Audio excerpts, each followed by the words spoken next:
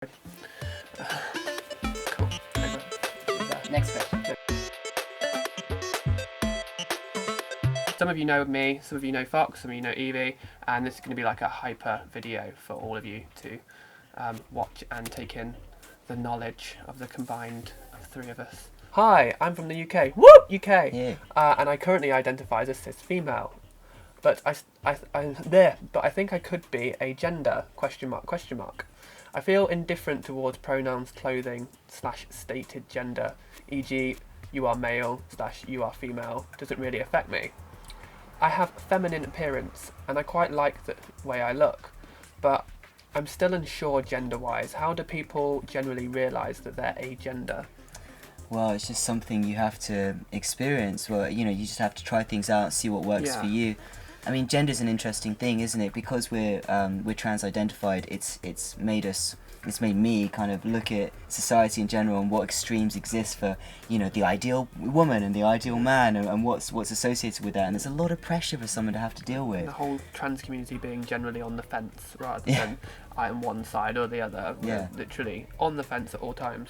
Gender expression is a beautiful thing. It is. And, I feel that you choose pronouns to kind of explain to someone else that you maybe just met or something like that how a little bit about yourself. So if I choose she her, I believe that female pronouns say more about me, whatever that means to me. So this was an idea that was really inspired by CN Lester's piece on my Genderation video. shout out to CN. Hi, Cian. Hi, CN. Yeah. So they worded it fantastically. So if you want to check out the original wording and opinions from CN, check out the video wherever it is. It'll be below.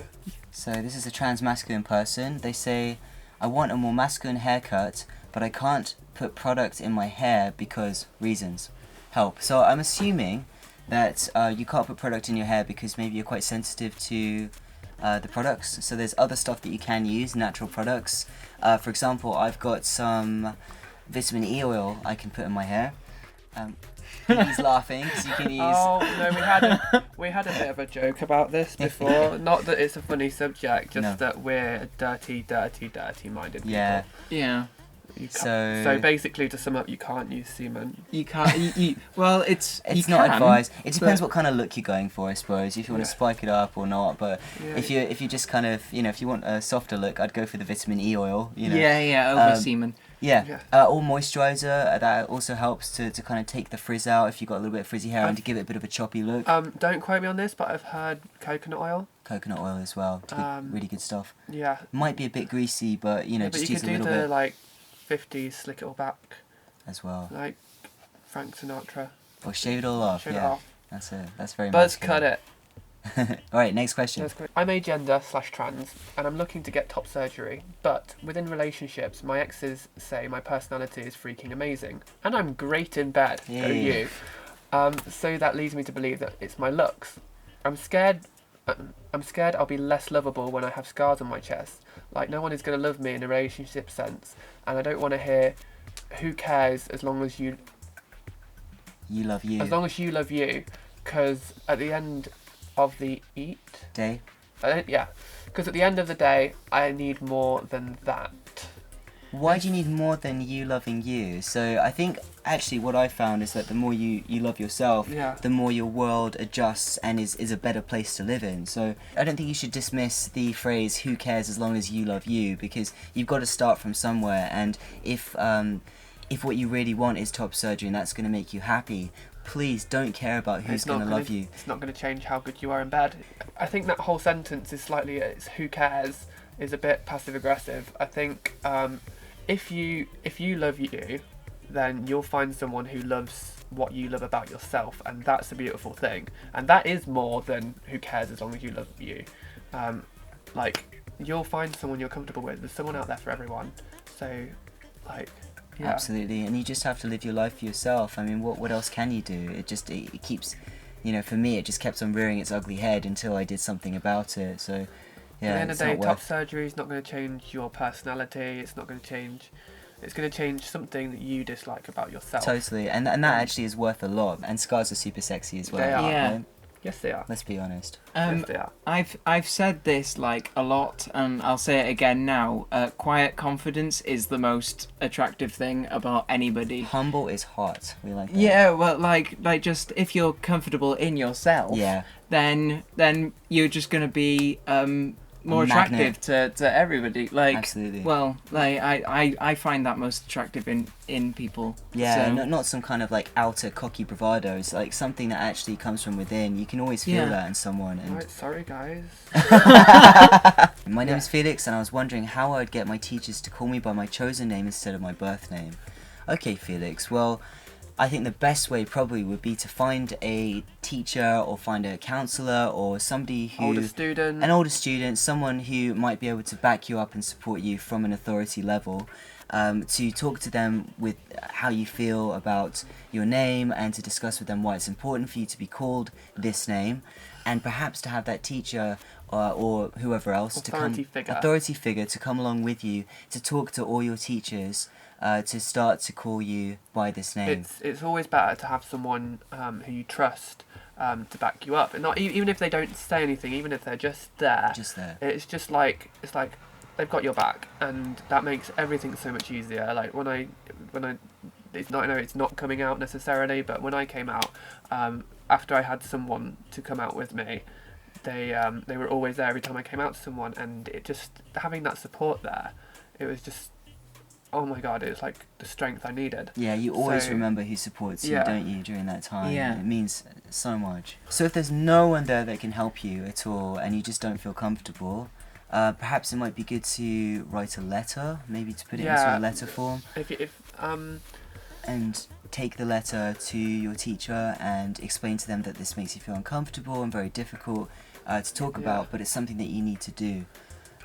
if you don't necessarily trust a teacher, just pick one you sort of like.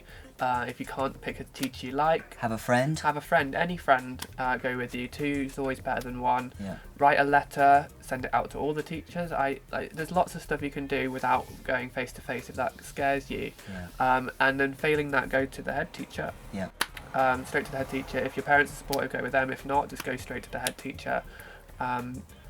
School's a tricky one, but teachers generally are there for you guys. Yeah. And they will want to support you. They want to make you feel comfortable, because in the end, that will help them do their job. if you don't have anyone that you particularly think is an ally straight off, if you find a senior person, it's actually their job to deal with these kinds of situations and make sure everyone in their school is happy.